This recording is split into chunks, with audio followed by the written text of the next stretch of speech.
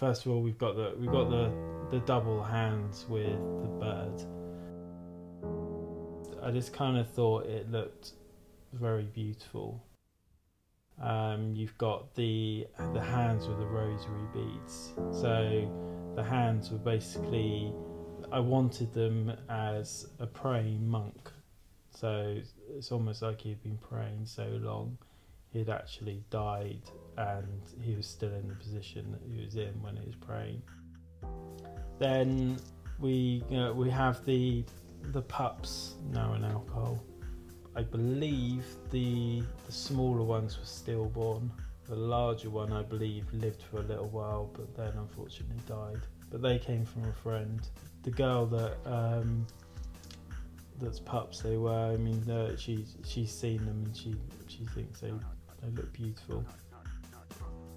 The difference in value is obviously quite extreme between the different pieces. The hands with the birds, we've kind of had to take a bit of a stab at the dark with it because we've never sold two hands like this, but we're looking at selling that for around £1,600. Likewise, the praying hands will be priced at the same sort of price. The puppies are probably going to be more around sort of like the £300 mark, but we have a much bigger one as well, which is probably going to be more around the £500 mark.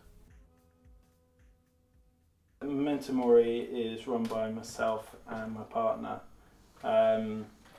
It's a place where skeletons can come and find a good home as such. It's somewhere where some people feel comfortable, some people don't feel comfortable. Most of the time when people don't feel comfortable coming in, by the time they leave they are comfortable. So it's kind of like a mini kind of haven as such. The pieces that I produce, I look to make aesthetically beautiful to the eye.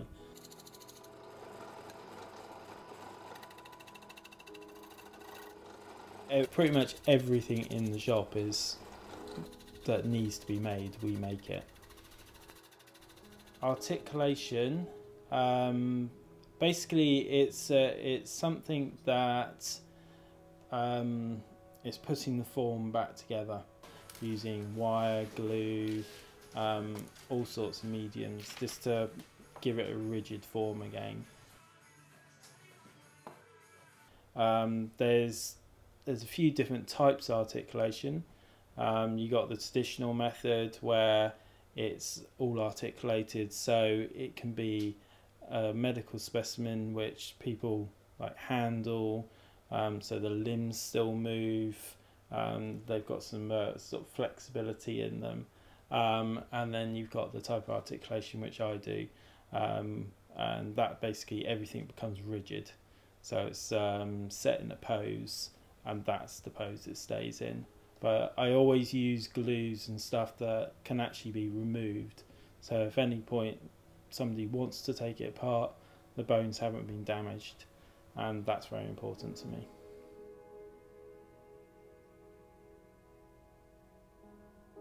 We were finding that to get our work out there, it was becoming very difficult because the moment I make a piece, it would sell. So we actually made 3 pieces which were going to be for exhibitions and to go into galleries and places like that to show what we can actually do. And that's what Lizzie's going to be. She's going to be our first piece that we will keep, and we'll go to exhibitions and people can basically see what we're capable of. But yeah, she's staying with us, not going anywhere. I think I'd be crucified if I sold her.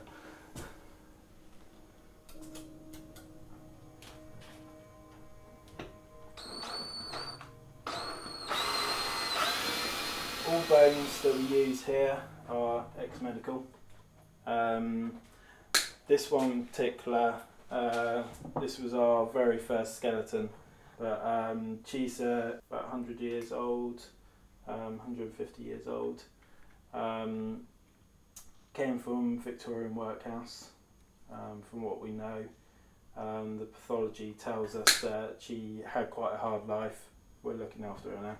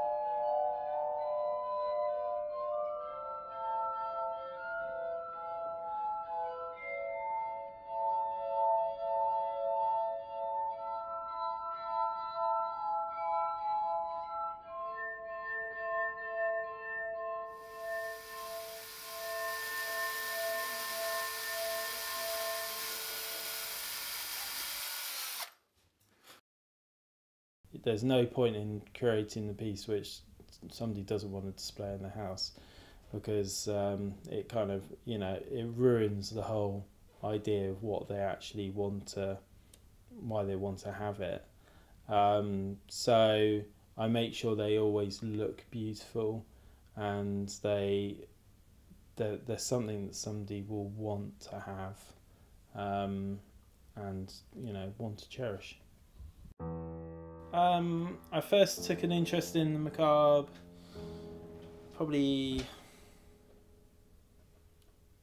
age about 10, when I wrote a story about my parents and my teachers and everybody being ripped to pieces by a banshee. So I've always been quite dark, but I never really embraced it at all. I suppose there's an element of shock there. I do like a little bit of shock,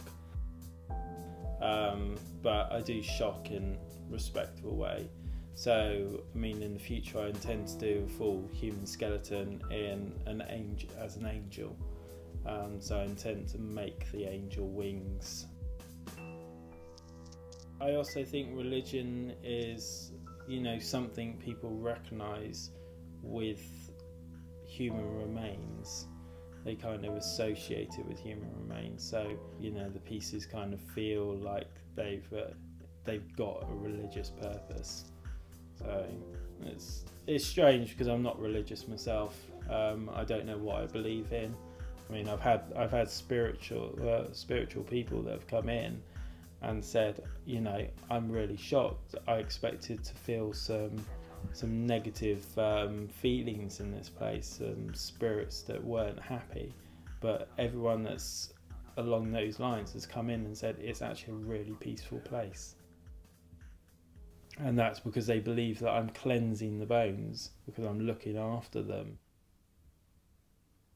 My father is a vicar. My parents weren't too keen on it. They didn't really want to know much about it. Till my parents actually came down, looked at the shop, and my father really started getting interested in it all. He respects what I do, that I look after, human remains. I don't treat them like an object that just makes me money. I treat them with respect. And I'm turning them into items that people can look after and cherish.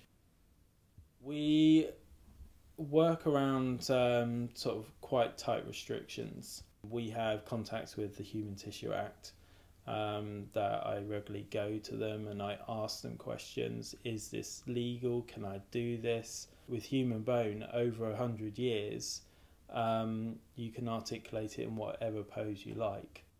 But anything under that age of 100 years, you're actually quite tightly governed, and you're not allowed to do anything offensive with those bones because they could be living relatives. Articulation is most probably something I can see doing for the rest of my life. Maybe laws will change and I won't be allowed to articulate human bones anymore. I don't know. And if at any point something better comes along, I will do that, and maybe articulation will then fall into sort of like something that I would just do in my spare time and just chill out with. I'm still afraid of dying, and I don't know what's coming after that, and I'd like to know.